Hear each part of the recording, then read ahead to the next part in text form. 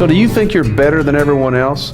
Who are you to judge what's black and white? I recognize I have lied in my lifetime. How about you? Yeah, probably everyone has at some time or other. So, what are we called when we lie? Liars? Ever taken anything that didn't belong to you, no matter how small? Well, sure, but again, at some time in life, we all have. And what are people called who take things that don't belong to them? Thieves? Ever look on anyone to lust after them? Come on, everyone has. We've all done wrong and are in no position to sound as if we're pure. I often think of life in terms of a glass of water, like this one here. What do you mean by that? Well, the water starts out being pretty clear when we're little. Aren't kids pure, though?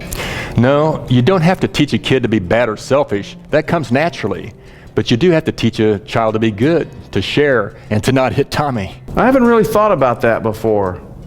So we don't start out perfectly pure? No, we're like ordinary water. We have impurities. And over time, we add to our impurity by saying things we shouldn't and by doing things that we know are wrong. Each time, our water gets a little dirtier.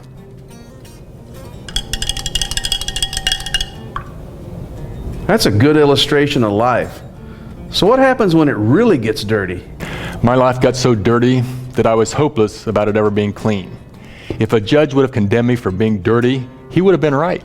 So what can a person do about it if their life is like that? Well, if I came to you and said, "Can you make my water clean?" what would you say? I'd have to say, sorry, but my water isn't clean either, even if it's less dirty than yours. That's the problem. If I could ask every person if they could make my water clean, each one would have to say the same thing. Even diluting my water with theirs might make it less dirty overall, but it would still be dirty. So what's the answer? Clean water would have to be provided by a person who's pure. And mixing with my water wouldn't fix the problem either. Such a person would have to exchange their water for mine. That's the only way I could be a pure glass of water. But can't I do a bunch of good things to make my water clean?